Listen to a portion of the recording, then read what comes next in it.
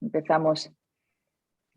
Bueno, buen día a tothom, buenos días a todos. Hoy en la sesión de la plataforma de formación continuada de diagnóstico por la imagen tenemos al doctor Carlos Lanciego, que es radiólogo intervencionista en el Hospital Virgen de la Salud del Hospital Universitario de Toledo y nos va a hablar sobre los drenajes biliares. Cuando quieras, doctor Lanciego. Gracias a todos. Es un placer para mí estar en estas. De hecho, lo he dicho al doctor Pedraza y encantado de tener a la moderadora y al compañero de... Os voy a tratar de explicar un poquito un escenario de intervenciones biliares. No solamente lo que es un drenaje biliar, sino una serie de escenarios diferentes. Quiero recordar simplemente un detalle que el año pasado y también hemos tenido, igual que todos vosotros, un año muy difícil. Ahí veis en las diapositivas la puerta de bisagra, que es el emblema de la ciudad, completamente vacía, lo mismo que la plaza de Zocodover y una de las principales avenidas de la ciudad, totalmente vacía de gente. Ha sido un año muy complicado. Luego también hemos añadido lo de Filomena, como veis ahí la nevada enorme que tuvimos, un año difícil. Bueno, yo quiero que sepáis lo primero, que cuando se hace intervención inmobiliaria hay que tener buenas máquinas. Ahí tenéis una sala geográfica vital de la que disponemos y luego tenemos uno que se sabe igual que es gemela, pero con un sorbal. Cuando se hace intervención inmobiliaria hay que tener unos mínimos para más. En el drenaje biliar, que es lo que yo quiero contaros en esta charla, pues tenemos no solamente que hablar del drenaje biliar en la situación de urgencia, sino también el drenaje biliar programado. Os voy a comentar algunos detalles de los diferentes escenarios de intervención biliar. El primer paso, quería deciros un poco del diagnóstico de la vía biliar. Hoy en día todos sabéis que el diagnóstico de la vía biliar invasivo no tiene mucho sentido. Se hace la mayor parte de los diagnósticos de RM o con TAC, pero quiero que sepáis que una vez que haces un drenaje biliar y una colangio, la calidad de las imágenes, la calidad diagnóstica de las imágenes por colangiografía es tan buena o incluso mejor que las de la colangio-RM. Como veis, hay dos ejemplos muy claros del grado de detalle que tiene. Cuando se hace un drenaje biliar, hay que, en nuestro hospital, y es lo que hemos preconizado siempre desde que me enseñó el doctor Lorenzo García, que es el auténtico padre de todo esto, la intervención biliar por la derecha, como veis ahí, se hace buscando la línea axilar media. La punción con una aguja de chiva debe hacerse entre la 11 y la 12 costilla, intentando evitar el seno costófilo y intentando evitar el ángulo hepático del colon. Y siempre en una zona de seguridad que va un poquito por debajo del paquete intercostal, la arteria, la vena y el nervio. Cuando se hace una colangiografía es muy importante reconocer la anatomía. Hay que estar muy familiarizado con la anatomía de la vía biliar, de todos los segmentos de la vía biliar, porque es el mismo lenguaje que emplea el cirujano y por lo tanto es muy importante reconocer. Cuando se hace un drenaje biliar se debe de ir a buscar el acceso biliar con la idea de tener menos complicaciones. Ahí en esa diapositiva veis uno de los axiomas de la intervención inmobiliar. Si tú consigues un biliar periférico, pues no vas a tener casi ninguna complicación. Incluso podría ser aceptable un poquito más. Pero lo que no es aceptable es un drenaje biliar directamente en la división hepática o incluso en el hepático común. Eso debería estar prohibido, porque las complicaciones, sobre todo hemorrágicas, siempre están relacionadas con la distancia entre la hepática y el conducto biliar. Cuanto menos distancia, mucho menos problemas. Por eso la forma que tenemos nosotros de hacer el drenaje biliar, y que lo hemos explicado durante muchas charlas por ahí, es hacer una doble punción. Si en la primera punción con chiva rellenas un conducto biliar como ese que veis en la diapositiva, pues entonces no hace falta continuar introduciendo contraste. Se pone el arco en C, el lateral puro, y se busca una segunda punción con aguja de chiva a donde tú le quieres colocar, lo más periférico posible. Luego vuelves a colocar el arco en posición normal, como veis en la diapositiva D, y ya tenemos ahí el momento para introducir la 0,018, la vía fina, por la aguja de chiva. Ese es el momento más delicado del drenaje biliar, el momento más técnico, en el que tú tienes que jugar con tu aguja de chiva y tu guía de 0,18 para entrar en el canal. Con la 0,18 yo le digo a compañero, ya está casi todo. Lo más difícil está hecho, que es colocar un sistema triaxial a continuación, un sistema que las compañías se llaman Acoustic, otros se llaman EF, En definitiva, un sistema triasial que permita introducir luego a través de ese sistema una guía de trabajo de 0,035. Como veis ahí en la siguiente diapositiva, y es en ese momento cuando ya podemos retirar la primera chilla. Con la guía de soporte en el conducto biliar, en el colédoco, pues ya se puede pasar el catéter de drenaje. En nuestro caso, preconizamos el drenaje biliar externo. Para nosotros creemos que es mucho mejor. Una vez hecho el drenaje biliar externo, veis la flechita donde marca la entrada, muy periférico posible. En este caso era una neo de páncreas que fue operada por el cirujano, haciendo un WIPEN, una anastomosis bilodigestiva. Nosotros les pedimos que no nos retiren el drenaje biliar en el quirófano, sino que lo hacemos nosotros al cabo de unos cuantos días, una colangio, para ver cómo ha quedado el resultado de esa cirugía. En cuanto a las indicaciones de drenaje biliar, todos tenemos en mente que el drenaje biliar urgente se plantea cuando estamos en una situación de vía biliar fluida con colangitis o sepsis. Pero hay que tener en cuenta que muchos drenajes biliares se hacen prequirúrgicos, porque los pacientes tienen la cirugía diferida y se plantean muchas mejores condiciones basales con un drenaje biliar durante algunas semanas. También el drenaje biliar se puede plantear de manera paliativa como paso previo a la colocación de una prótesis en un paciente que no tiene cirugía. También como paso previo al tratamiento de las lesiones benignas de la vía biliar o de la litiasis de la albúmina. Y una de las indicaciones habituales y que cada vez es más frecuente y lo habréis sufrido muchos de vosotros, es hacer el drenaje biliar después de que haya fallado el endoscopista. O bien que haya sido imposible, o bien que no esté disponible porque están de vacaciones, están en congresos, que eso nos ha pasado. Pues ahí también tenemos que actuar los padelósicos. Es importante hoy en día saber lo que incluye y lo que no de primera opción, como hemos hablado un poquito en el coloquio.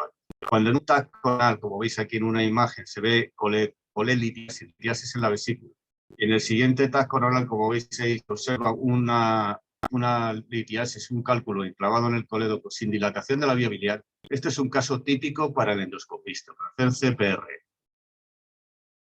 Hoy en día, las contraindicaciones que tiene un drenaje biliar es si la coagulación está muy afectada.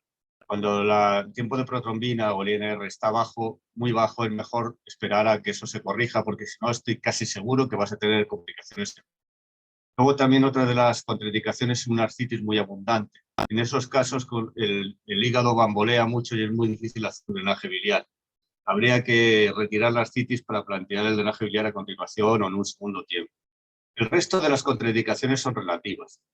También hay que tener en cuenta que no se debe de hacer intervenciones biliares en pacientes que están ya prácticamente moribundos. Y eso habréis tenido experiencia vosotros también cuando lo piden los geriatras o los en un estado muy avanzado. Hay pacientes que llegan a la sala prácticamente moribundos o con muy poquita expectativa de vida. Yo creo que en esos casos es mejor rechazar.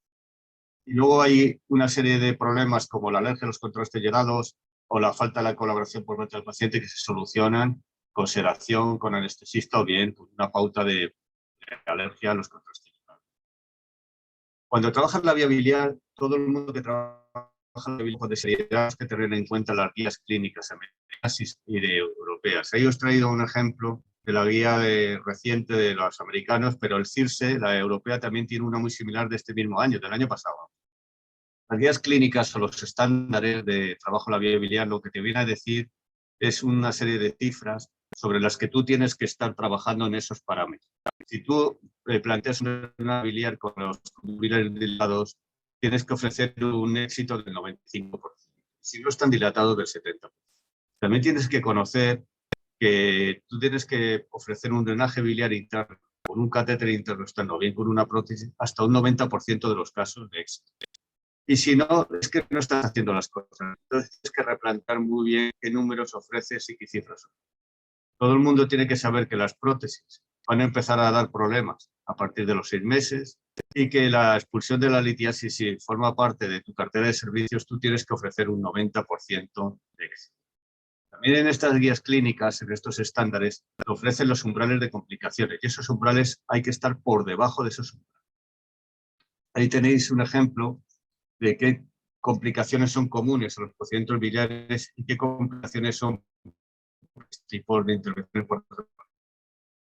Si estás en el rango de complicaciones vasculares en torno a 1 o 5% de movilidad, o la sepsis un 2%, o cesos menos de un 1%, como veis ahí, o pancreatitis, en esos rangos incluso puedes permitir el lujo, perdonar la expresión, de un fallecimiento cada 100 casos, pues entonces estás haciendo las cosas bien, porque estás haciendo las cosas bajo los umbrales de lo que marcan las guías clínicas. Os he traído ese artículo que es excelente de un radiográfico de hace poquitos años, que el nombre del autor es imposible escribirlo, es imposible deletrearlo, vamos, de Singapur, pero que yo lo recomiendo porque viene perfectamente explicado todo. Luego hay una serie de complicaciones propias de las prótesis biliares, como veis ahí: obstrucción, migración, barro biliar, incluso fractura de la malla cuando son prótesis de nitinol, y que luego lo iremos viendo en cada uno de los escenarios de intervención. Cuando hacemos intervenciones biliares también tenemos que saber que la colecistostomía percutánea es un drenaje biliar como cualquier otro. Yo la ecografía la controlo, por lo contar, pero mis compañeros jóvenes que trabajan mucho la ecografía, por la ecografía efectiva se trata de introducir un catéter en la vesícula. Cuando yo lo hago, a mí me gusta esta del paralelaje, que es una aguja de chiva que me sirve de guía. Con esa aguja de chiva yo sé que estoy dentro de la vesícula y también sé la distancia con la que luego tengo que meter el catéter con la técnica de troca. Mis compañeros, he dicho, que son más partidarios de la ecografía, pues hacen las intervenciones de la vesícula, la colocación de catéteres en la vesícula a través de ecografía. También es un método perfectamente válido. Lo más importante, después de haber hecho una colecistostomía, es al cabo de unos días, no más de una semana, hacer una colangio tras colecística, porque ahí le das mucha información al cirujano. Si está toda llena de litiasis, pero la vía biliar es normal, para poder plantear una cirugía simple, una colecistectomía simple, paroscópica o abierta. Y también es muy importante, como veis en la primera diapositiva, ver la disposición del cístico. Si el cístico es redundante y de espiral y de inserción baja, es importante decírselo, comunicárselo al cirujano para que no cometa el error de ligar el colédoco pensando que es el cístico. Esos son detalles importantes que es bueno tener el mismo lenguaje que tiene el cirujano. Y ahora vamos a la parte de las complicaciones del drenaje biliar, que es muy importante. Yo creo que es bueno que todo el mundo conozca, sobre todo aquella gente que no tiene excesiva experiencia en la vía biliar, que es el manejo de las complicaciones hemorrágicas. Hay dos escenarios completamente diferentes: si la hemofilia es de origen arterial o es de origen venoso. ¿Cuándo tienes un problema de hemofilia de origen arterial? Cuando al hacer la intervención has atravesado una arteria, pues se produce un dolor intensísimo, como un chillido, y que produce una inestabilidad hemodinámica. El paciente le baja la tensión, se pone una hipotensión importante, todo el contraste que habían metido en la vía biliar se lava y sale la sangre de manera pulsante por el agujero. Sale un auténtico chorro como si hubiese cogido una arteria en la ingle, hasta prácticamente la pared. En ese momento, que es un momento muy crítico, no hay que angustiarse. Lo que hay que hacer es taponar esa hemorragia con el catéter y hacer una radiografía diagnóstica para embolizar. Otra cosa es una lesión vascular venosa, en el que tú has dañado, dependiendo si es grande o es pequeño, se maneja de diferente manera, pero no se dan las circunstancias clínicas que os acabo de contar en la hemorragia de origen arterial. Ahora iremos viendo varios ejemplos y vamos detallando esto.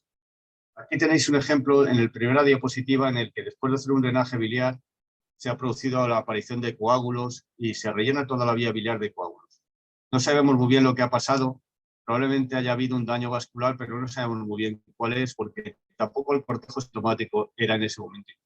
Al cabo de unos días, que normalmente lo hacemos así para colocar la prótesis en una neoplasia páncreas que no es de tipo quirúrgica, pues nos encontramos con que los coágulos han desaparecido y aparentemente todo va bien. Nosotros continuamos con el procedimiento para colocar la prótesis y en el intercambio con el introductor se produce un chorro de sangre por la pared, por el costado. Se ve bien metiendo contraste a través del introductor. Se ha dañado una arteria, probablemente una arteria en el acceso, y se ha producido una situación, como las contaba antes, de hipotensión, dolor intenso, una salida de sangre pulsátil por el agujero. Entonces, en esas circunstancias hay que mantener un poquito la calma, taponar el orificio con el mismo para un poco pensar. ¿Qué es lo que hay que pensar? Lo que hay que pensar es hacer una arteriografía sensible en ese momento y selectiva, lo más selectiva posible, como estáis viendo abajo, hasta que la arteria que está dañada y embolizada. Este caso se embolizó desde hace muchos años, se embolizó con partículas.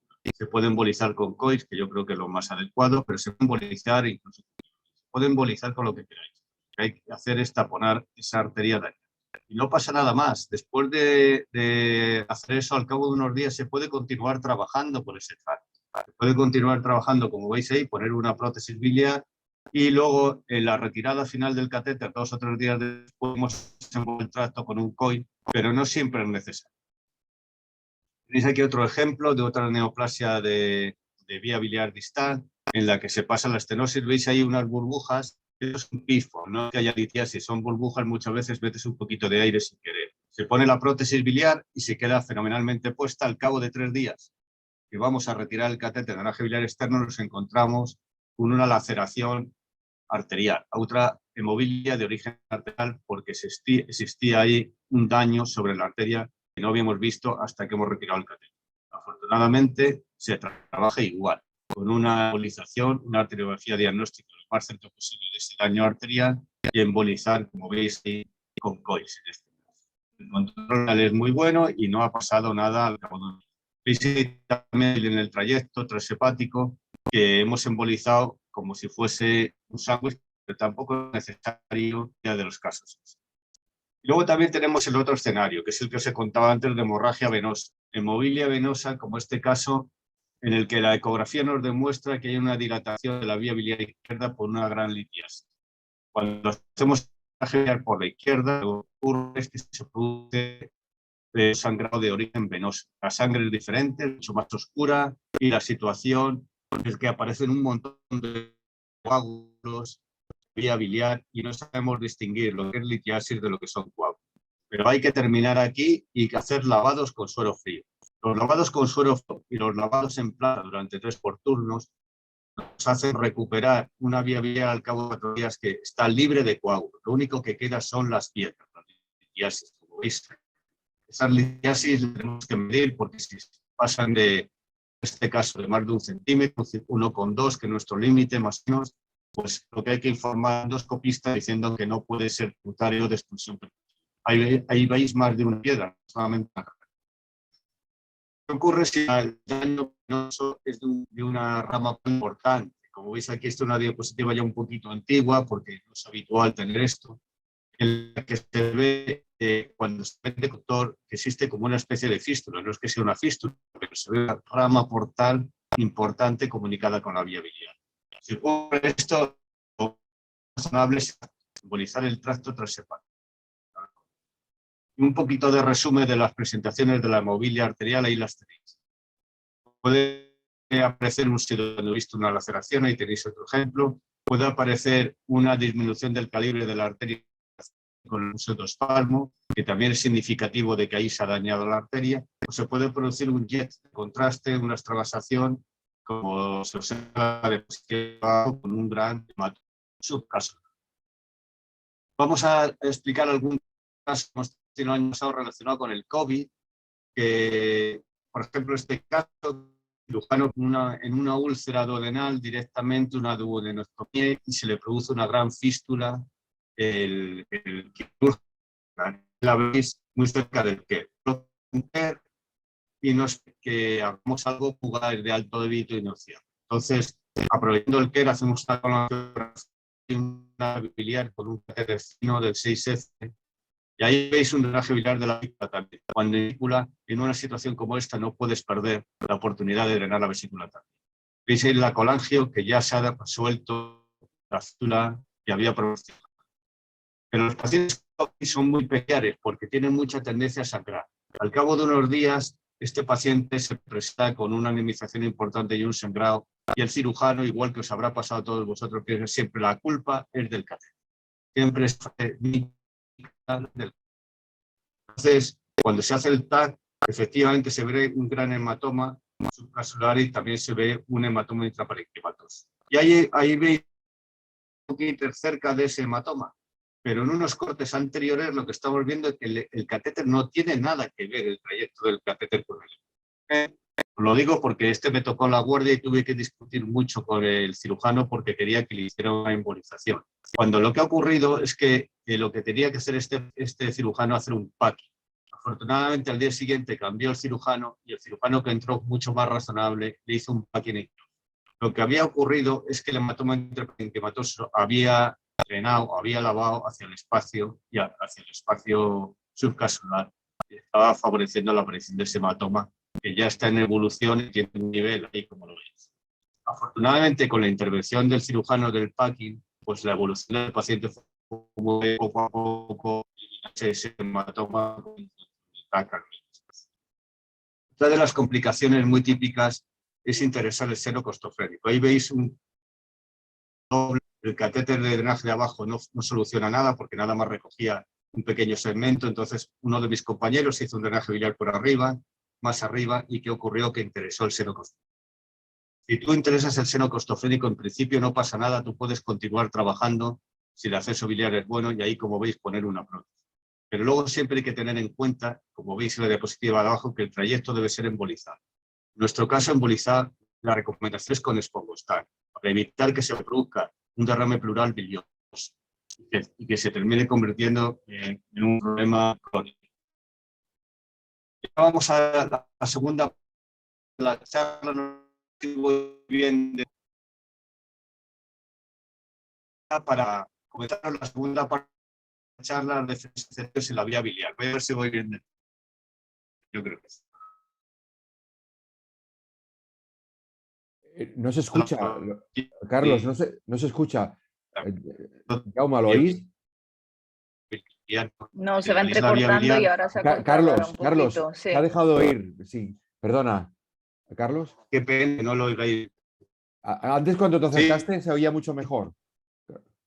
Que conexión a internet. Es la conexión, yo creo, sí. ¿Me oís? Se interrumpe, Carlos. ¿Dani? Era que la conexión. ¿Se está oyendo bien la charla o estamos? Ahora bien, ahora bien. Ahora mejor, sí. Ahora bien. Pero durante lo que he contado, Sí. ha habido mucha información. No, antes perfecto. Ha sido ahora de pronto.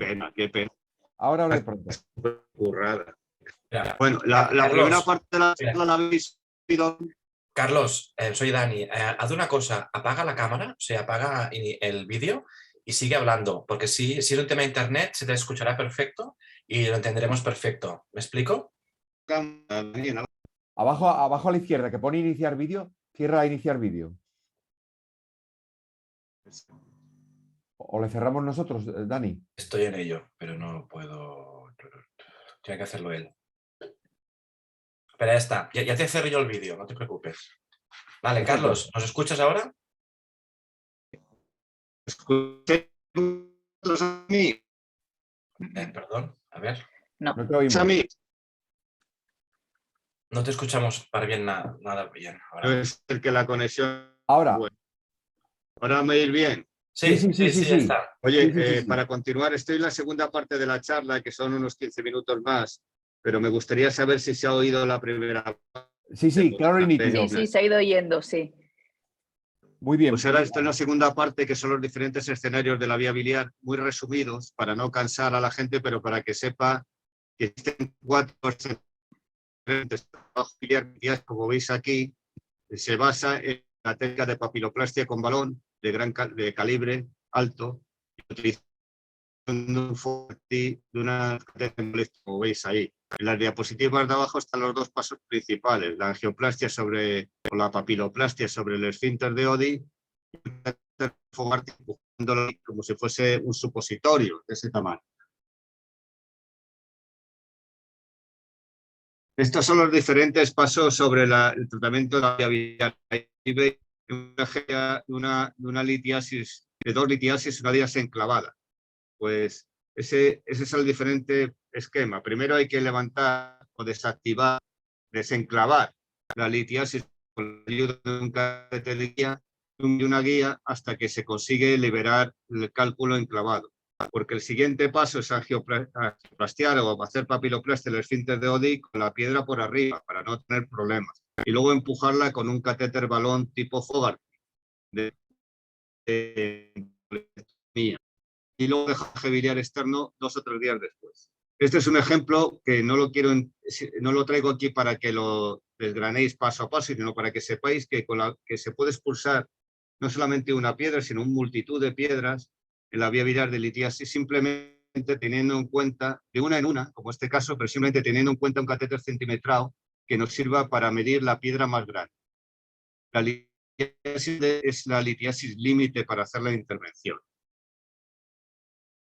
Igual que se puede trabajar con la litiasis nativa, también se puede trabajar con la litiasis residual, si el cirujano se ha dejado algún cálculo después de la cirugía, o el endoscopista. En este caso, el cirujano nos deja un tubo de T, un tubo de Kerr. A través de un tubo de Kerr puede tratar la técnica exactamente igual que la litiasis nativa. Solamente que le pedimos al cirujano que tenga en cuenta estas cosas.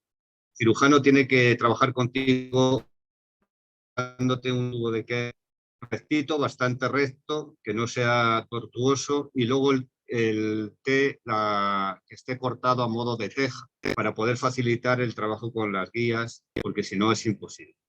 Luego estas litiasis que van por el intestino terminan defecándose. A mí me suelen traer los pacientes las litiasis en un pañuelito, y aquí es el ejemplo de una de las últimas que nos trajo un paciente. Algunas complicaciones propias de la técnica si no se hace bien. Como veis aquí, una angioplastia, una papiloplastia en la que te has dejado sin darte cuenta la litiasis en el camino. ¿Qué ocurre con esto? Que puedes extruir la litiasis o invaginarla contra la vía biliar y luego no hay quien la saque, porque la has dejado completamente fuera del eje de trabajo. Y las principales complicaciones vienen de este problema. Intentar que todo lo puedas hacer tú, y no todo lo puedes hacer tú. Las litiasis, cuando son de un gran tamaño o de esa forma, en forma de cubo, tan grandes, por encima de 1,2 centímetros, 1,5 centímetros, no debían de ser tributarias de flujo cutáneo. Por eso preconizamos el uso de los catéteres centimetrados, para poder saber qué tamaño tiene la litiasis.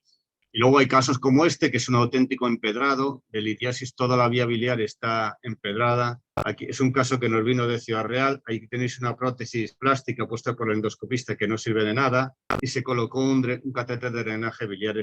Y cuando mejoró el paciente, pues se le sometió a una cirugía al cabo de unas semanas en Ciudad Real, que fue completamente exitosa. Os lo traigo, no tengo otra imagen mejor que esta colangiorreme, no es muy buena, pero lo que demuestra que la dejaron completamente limpia de litiasis. Fue una intervención realmente espectacular. Ahora, el segundo escenario es la utilización de prótesis en la vía biliar. Nosotros utilizamos habitualmente el One-Stent descubierto. Hay diferentes modelos de prótesis biliar. Hay del One-Stent normal, la de nitinol y las distintas aleaciones de material metálico. Nosotros habitualmente utilizamos la One-Stent de la Casa Boston, que ha pasado por muchas compañías, pero pensamos que es la que mejor se adapta a la vía biliar. Hay que tener en cuenta cuando trabajas con prótesis algunos detalles. Por ejemplo, que no la puedes meter mucho en el intestino, no la puedes meter mucho en el duodeno, porque por rozar la pared y una hemorragia por rozar la pared del duodeno. Hay que ser un poco cuidadoso con eso. Y luego hay muchos compañeros nuestros, y nosotros también al principio, que hacíamos virguerías poniendo una prótesis por cada lado, en forma de X, en forma de Y, en forma de T, todo tipo de cosas para drenar los dos segmentos biliares, o sea, las dos partes del hígado derecho y izquierdo. Era estéticamente espectacular, pero a la hora de la verdad, drenar uno de los dos lóbulos hepáticos y esperar a ver qué ocurre con el otro es la tendencia actual. Desde el año 2007, desde que demostraron por un renovizado el equipo de los griegos que no merecía la pena, pues en Europa se pone primero una prótesis en un lado y se espera a ver qué pasa para si es necesario colocarla del otro lado. En Asia es todo lo contrario, se ponen un montón de prótesis drenando todo tipo de segmentos. Esa es la tendencia en el mundo asiático, y en Estados Unidos pues hacen de todo. Pero que sepáis un poquito cuál es la tendencia en nuestro medio. Y luego hay que conocer y solucionar las complicaciones que dan las prótesis, bien por sobrecrecimiento tumoral, bien por migración, bien porque se obstruyan o bien porque se rompan. Las fracturas de la malla son muy raras, más frecuentes es la de nitinol. Si utilizas unas prótesis de acero es prácticamente imposible o muy, muy difícil. Cuando se obstruye una prótesis se puede producir una situación de colangitis, como veis ahí, con microaccesos en la vía biliar. Pero no hay que preocuparse porque se resuelve muy bien con una segunda prótesis coaxial, como veis ahí. Incluso hemos dado un poquito de balón para conseguir que se abra más la segunda prótesis coaxial. El resultado final es muy bueno. Por lo tanto, el mensaje que quiero dar es eso. Si se obstruye una prótesis no pasa nada, se desobstruye con una segunda, habitualmente una coaxial y punto. No hay ni que preocuparse en exceso. Como se ha hablado antes, se puede prácticamente abrir cualquier tipo de prótesis, por la izquierda, por la derecha, incluso dejar un catéter interno externo un tiempo. Como veis aquí, se puede abrir todo tipo de prótesis, o bien por el propio eje de la prótesis, o bien por un agujero de la malla. Que sepáis que existen todas estas posibilidades. Y luego también quiero que sepáis que no siempre es tumoral cuando se obstruye un stent. Si sorprende porque no hay subida de marcadores tumorales, a lo mejor lo que está ocurriendo es que el stent se obstruye por barro biliar. Entonces se hace una técnica similar a la expulsión de litiasis. Se limpia la vía biliar, se limpia la prótesis por dentro. Luego vamos a hablar, el último lugar, porque no quiero cansaros mucho, de las lesiones veninas, que es apasionante. Podría dar lugar a una charla completamente aislada de las lesiones veninas de la vía biliar. Yo quiero que sepáis que este tipo de cosas es un paciente completamente distinto al oncológico, en el que nos puede pillar el toro, como os pongo ahí. Hay que tener mucho cuidado con lo que se hace en los pacientes con lesiones veninas, porque son pacientes para toda tu vida profesional. Habitualmente, una estenosis simple de la vía biliar se trata con dilatación con catéter balón y colocación de una biliar interna. Y lo que preconizan todas las guías es dilatarlo por lo menos hasta 3 veces. En varias ocasiones. Es el tratamiento aceptado por todo el mundo. Lo mismo, la vía biliar en la estenosis simple como la estenosis de la anastomosis biliodigestiva. Ahí tenéis ejemplo por la derecha en una estenosis en un Whipple y por la izquierda. Tenéis ejemplos de por un lado y por el otro. Habitualmente con esto se suele resolver. ¿Qué ocurre cuando no se resuelve? Pues que hay que utilizar otro tipo de prótesis diferente. Una prótesis retirable. Una prótesis que en nuestra experiencia la más habitual es la Viabil. Yo no tengo nada de conflictos de intereses ni con la Gore ni con la Boston para deciroslo de antemano, pero sí que es la que nos está funcionando mejor. Porque esta prótesis se puede retirar. Se puede retirar habitualmente por vía endoscópica. Quiero que sepáis que es una prótesis diferente, en la que no hay acortamiento. Se quedan donde tú la dejas. Ahí tenéis ejemplos de cómo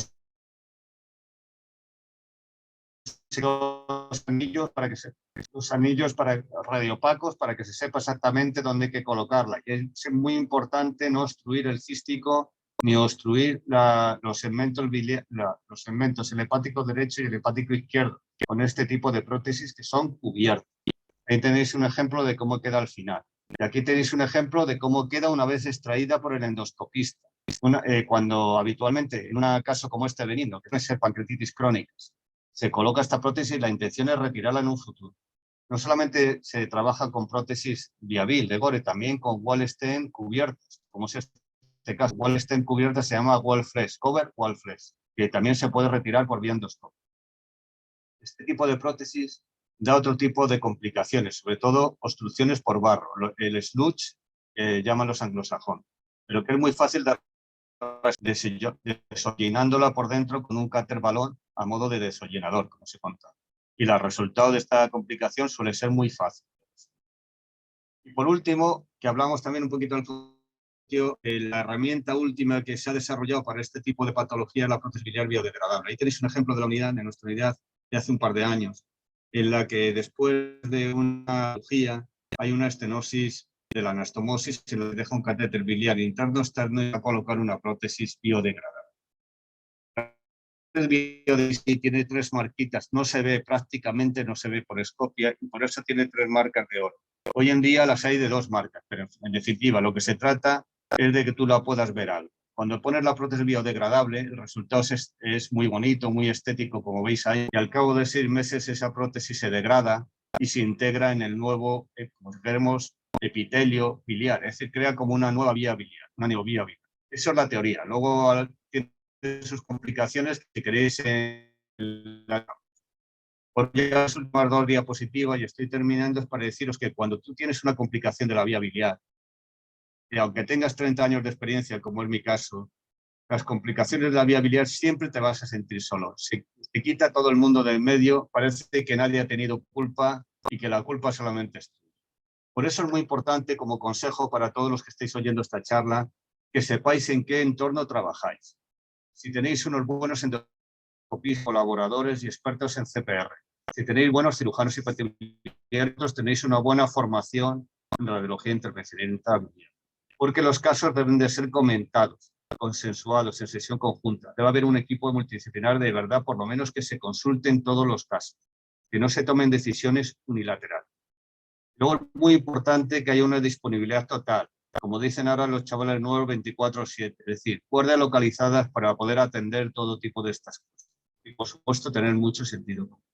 Muchas gracias, ya termino para la discusión con la diapositiva final, que es la nocturna de Toledo, que según los japoneses, la oficina de turismo japonés es la más bonita del mundo, para que vengáis a conocer esta ciudad tan bonita cuando tengáis ocasión. Muchas gracias, ya le podemos entrar al coloquio. ¿Sí? A ver si me puede poner el vídeo y así entramos en el coloquio más. Pues ya he terminado, chicos. ¿Os ha gustado? Muchas gracias, Carlos, por la Gracias. presentación. La verdad, casos muy interesantes, muy ilustrativos y gracias por el repaso amplio a la patología de biliar que has hecho. Voy a leer hay unas cuantas preguntas. A ver, empezamos por las últimas, que son de Fernando Gómez. Entonces, pregunta, te dice gracias por la charla y te pregunta si ves un papel claro de la OCT o el IBUS endobiliar en el diagnóstico de la patología maligna. No veo nada porque no tengo experiencia. Nosotros no tenemos esa herramienta, por lo tanto no puedo decir nada. Vale, también pregunta que hay algunos trabajos de bilioplastia con balón cubierto por plaquitaxel en estenosis benignas con buenos resultados. Y entre paréntesis dice eso, que el balón debe perder mucha droga por el camino. ¿Cómo lo ves en la percutánea? ¿Lo verías también asociado a las prótesis biodegradables? No tengo experiencia con eso. La lesión benigna es muy compleja. Cualquier cosa que se haga pues está bien hecha, sinceramente. Yo creo que la dilatación puede ser que un balón de ese tipo. No te oímos muy bien, Carlos. A ver si me acerco ahora mejor, me acerco ahí mejor. Un poco mejor, sí. Un poco, Mejor, sí. mejor. Gracias. Lo que le decía un poco a la moderadora, que cuando tienes una lesión benigna, que son patologías muy difíciles de tratar, lo que hay que tener claro es las primeras 3 opciones que dilatar en 3 ocasiones. Utiliza un balón con droga menos de 6 meses, un paso más allá, que es habitualmente una prótesis. O bien una prótesis de cubierta retirable o bien la prótesis biliar biodegradable. Que las indicaciones son bastante similares. El que se decante uno por una cosa u otra, después del fallo de dilatación con balón, pues eso está sin resolver. Pero lo de utilizar balón con droga, pues si te funciona, pues fenomenal. Yo no tengo experiencia. Muy bien, el doctor Pedraza ha hecho varias preguntas. Te pregunta sobre las indicaciones del intervencionismo biliar, si están publicadas en guidelines españolas y consensuadas con endoscopistas y cirujanos. Si hay algunas guías. Pues mira, cada uno va por su cuenta. Las guías que os he presentado del JBIR del año 2020, también hay una FICSE reciente del 2021, que son muy similares. Ahí te habla de las guías clínicas en manos de intervencionistas. Unas guías clínicas consensuadas con los endoscopistas no existen. Los endoscopistas van un poquito por detrás de nosotros. Os lo digo en el sentido de innovación, porque yo hablo muchas veces con ellos y todavía son gente que hace esfinterotomía, no hace habitualmente esfinteroplastia, son gente que todavía no conoce la prótesis biliar biodegradable, aunque la están empezando a usar por presión en la industria, que todavía no tiene muy claro cómo hay que manejar la biliar benigna. Muchas veces nos piden opinión nosotros, que van un poquito retrasados, van un poquito por detrás, pero no hay guías clínicas comunes. Entonces, yo creo que se basa todo en un consenso. En el caso de los cirujanos hepatobiliares en las sesiones pero que a veces las tienes, no se habla de un caso el miércoles y te lo comentan. Pero guías clínicas conjuntas no existen. También pregunta si... Ay, perdona. También preguntaba si las indicaciones si se deciden en un comité, si tenéis comité multidisciplinar de patología hepatobiliar. Normalmente los miércoles, igual que tratamos con los digestivos, las TACES, la biodiversidad también, y como como son mucha viabilidad la que hay, muchas veces no se comenta todos los miércoles, pero se puede, pero se puede consensuar por teléfono, bajar a vernos, comentamos los casos sobre el ordenador, vemos las pruebas de imagen, vemos la situación clínica del paciente. Y habitualmente nosotros tenemos la suerte de que vienen a comentarnos los tanto los cirujanos como los endoscopistas. Entonces se produce un consenso muchas veces así como de pasillo en el despacho. Pero en la inmensa mayoría de los casos, los complejos, se discuten desde ese conjunto. Vale, también pregunta acerca si la Servei tiene establecido un registro de intervencionismo biliar para tener un mapa de la realización en todos los centros. Pues no lo tiene. Lo que tiene la Servei es los estándares. Los protología ya los estándares, eso lo tiene la página web de la Servei. Si entráis en estándares de los procedimientos, ahí está un documento que fue bastante laborioso en hacer, varios, pero no tiene registro. Si una de las cosas que la Servei siempre se ha dejado es que los hospitales colaboran muy poco en el registro. Si encima tienes que hacer un registro de intervenciones diarias. Eso tiene que venir reflejado en el registro que cada hospital manda a la Servei. Y de ahí se podrían sacar esos datos. Pero como tal, yo no sé si llamando a la Servei y pedir el registro de intervenciones biliares te lo van a dar. Porque ahora está trabajándose mucho con unos informáticos nuevos, de Zaragoza, de Watson. A lo mejor esa gente sí que lo tiene registrado por capítulo. Pero hasta ahora no.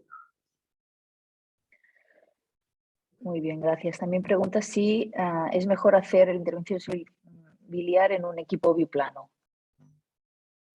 No, el biplano no sé. No, yo los he sacado ese ejemplo porque es la única foto que tengo. No tengo la del monoplano. Pero por eso se saca el biplano, no puedo presumir ni mucho menos. Es el mismo, el monoplano, que es de Siemens, es igual que ese que os he enseñado, solamente que con un arco. Pero es igual. Lo que es muy importante es tener un arco en C. Entonces, hay gente que yo conozco mucho de hospitales con poca tecnología de la zona nuestra, que ha trabajado la vía biliar con un arco telemático. Es siempre que se pueda hacer en C, porque como os he explicado, la doble punción que se necesita girar el arco a poner una lateral pura, pues se necesita un arco C. Mi recomendación es que hoy en día ya no debería de trabajar sin un teléfono. Debería ser una zona geográfica en C, pero por supuesto en monoplano. Muy bien, también pregunta Salva sobre las indicaciones del intervencionismo biliar en los pacientes pediátricos. De eso tenemos muy poquita experiencia. ¿Sabes quién tiene mucha experiencia? Esa gente de Vallejo. Mercedes Pérez Lafuente. Su grupo tiene cierta experiencia en intervención pediátrica. Es prácticamente lo mismo. El intervención pediátrico, bueno, lo único que requiere es un paciente infantil, requiere una anestesia en condiciones, pero el tipo de intervención es igual. Hay que tener mucho cuidado con los pacientes pediátricos en realidad. Y yo no tengo experiencia porque soy muy poquito pediátrico. Perfecto. Y finalmente hace un par de preguntas que te las leeré conjuntas sobre la formación en el intervencionismo biliar. Pregunta si existen cursos de formación con modelos preclínicos o con modelos virtuales y luego si para los radiólogos intervencionistas jóvenes, si se establece un número mínimo de procedimientos para luego que puedan realizar los drenajes de forma autónoma. No sabría decirte cuánto es el número exacto. No existen modelos como tal, no existe simuladores, no existe. Hace unos años, bueno, en el 2012, la CIRSE hizo un curso que se llama el CIR, no sé si conocéis los cursos en Bilbao. González de Garay, tuvimos unas charlas yo de biliar, los del Marañón de Biológica, los de Valencia, Ástico, y ahí hubo mucho interés. Y yo di unas charlas como esta que habéis visto, pero súper profundas, 4 temas profundizando. Y vino muchísima gente y me preguntaron mucho esto mismo que me cuentas. Digo, yo lo único que os puedo ofrecer es venir a preparar con nosotros. Hay pocos sitios que tengan tanto volumen de interés como nosotros. Pero tú lo más importante es que cuando tú ya te metas a hacer intervención inmobiliaria no puedes hacer una subida de mes. No puedes, porque tiene que ser que tengas mucho volumen para poder realmente prepararte bien. social de unos 50 casos, no lo sé. No sabría decir. Pero, desde luego, si te vas a poner a hacer intervenciones ya no puede ser. Tiene que ser por lo menos 10 intervenciones al mes como mínimo para poder tener un poquito de experiencia. Y también tienes que estar dispuesto a hacer todo tipo de intervenciones. La litiasis con el endoscopista, yo no quiero saber nada, pero que ocurre en muchos sitios. Yo no quiero saber nada tampoco de la patología benigna, las fugas biliares, los tics, porque son intervenciones muy complejas y muy delicadas.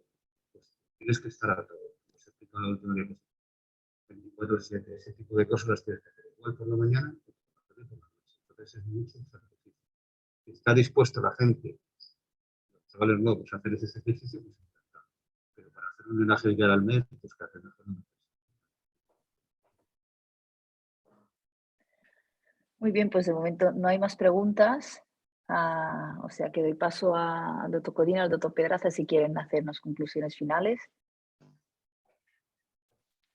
Y yo solo un pequeño apunte que probamos en nuestro hospital el año pasado es en colitiasis de mayor a más grandes de 1 centímetro, el uso del sistema de Boston de endoscopia más litotricia es fácil de hacer y útil, ¿no? Sí que es un poco, ¿no? Le metes un cacharro así. Al final lo que se tiene que hacer es meter un introductor del 11 un poco largo y pisar un pedal. Es mi experiencia, ¿no? No lo hemos hecho nunca, lo probamos, es muy fácil. Lo que me sale es probarlo, es fácil, bonito, se rompe la piedra. Si hacía 11 milímetros, ahora hace 5, lo empujas y listos. Es, ¿no?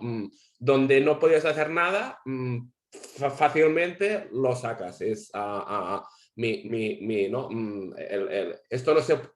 Si tenías el concepto de esto no se puede y lo haces, pues es una herramienta muy bonita a utilizar. Cuentas tú, esos casos que cuentas tú, nosotros lo hacemos habitualmente porque no queremos pisar el callo al endoscopista y no queremos estropear la relación con el endoscopista. Pues estas eso. cosas sí que es verdad que lo están haciendo como vosotros lo han hecho con litotriptor, incluso combinado con el cirujano laparoscópico que cada vez quiere hacer más la vía biliar laparoscópica contigo. Yo creo que ese tipo de compañías contigo hoy, pan para hoy y hambre para mañana, porque en el momento que se suelte el cirujano laparoscópico con la vía biliar, el famoso rendezvous del endoscopista, que estoy hasta el moño de oírlo. Digo, pero ¿para qué te voy a hacer yo un rendezvous si lo voy a resolver yo solo? Entonces, hay que tener cuidado. Yo creo que todas esas fórmulas son muy interesantes, lo que cuentas tú, pero ojo con trabajar con material que está habituado al endoscopista, porque esto, con todo el cariño, ya ahora en una audiencia que somos todos intervencionistas, pero yo me sé la historia, por ejemplo, de nuestro amigo de Gregorio Miguel Ángel, que utiliza el endoscopio, tiene el endoscopio porque es endoscopista, y utiliza el endoscopio para trabajar, pues ojo cuando te pises el callo de los demás, te estropea la relación. Hay que tener mucho cuidado con eso, pero como casos aislados, como cuentas tú un caso al año, un caso clínico de Madrid que hizo un caso parecido al año, bueno, pues en un momento dado tú consensúas con tu endoscopista que él no se quiere meter, que tú te vas a meter en una cosa de estas, pero de una manera arreglada, yo creo que lo único que ocasiona eso es empezar la batalla y la pelea con los otros compañeros. Aunque yo creo que ese tipo de cosas técnicamente se pueden hacer, en las manos nuestras seguramente que van bien, pero comparar eso con tu equipo de trabajo habitualmente en endoscopia de cirujano no es. Vale. Muy bien. Bueno, gracias a todos. Gracias, Noemí, por tu excelente moderación. Gracias, Jaume, por tus comentarios y sobre todo, Carlos, ha sido magistral tu charla, nos ha gustado mucho. Y yo creo que hago siempre un pequeño resumen, Carlos. Yo lo que intento es, a ver, ¿qué hemos aprendido? ¿Qué he aprendido yo? Yo creo que hay 4 columnas. Nos has hablado de indicaciones, para resumir mucho, sobre todo un poco el tema de estenosis, el tema de drenajes, el tema de fístulas, el tema de litiasis. Después nos has hablado de limitaciones o contraindicaciones, sobre todo nos has hablado al principio del tema de la sedación del paciente, intentar cuidarlo, tener apoyo de anestesia. Después nos has hablado de técnica, nos has hablado muy bien. yo creo que yo me he quedado con la idea de las 3 dilataciones, 3 intentos de dilatación, la estenosis venina, y después nos has hablado de complicaciones. Yo creo que todos nos hemos quedado serios cuando nos has hablado de la hemofilia arterial y venosa, y sobre todo al final nos has dicho, oye, trabajar en equipo, la indicación, y después si en caso de complicaciones siempre tenéis el apoyo de los compañeros. Yo no soy radiólogo intervencionista, ¿te parece bien un poco este pequeño resumen para toda la audiencia que es radióloga general, Carlos? Fantástico, me parece fantástico. Yo, si me permites un apunte, que es lo que decía de las 24/7. El intervencionismo biliar se debe de hacer en unas salas en condiciones, se debe de hacer cuando tienes guardia local. Todo eso me lo han comentado algunos hospitales de la zona mía, que son áreas de referencia nuestra. Si empiezan a hacer la intervención biliar, mucho cuidado si no tenéis una sala que permita hacer una. Mucho cuidado con eso, porque os metéis en un problema. Luego ya no se puede trasladar de la Mancha Centro del Alcázar de San Juan, que es un hospital de referencia. Espera que se un paciente sangrando. Eso porque no va a dar tiempo a venir aquí a arreglarlo. Si no tenéis esas facilidades, no os metáis, porque vais a tener muchos sustos y puede morir un paciente.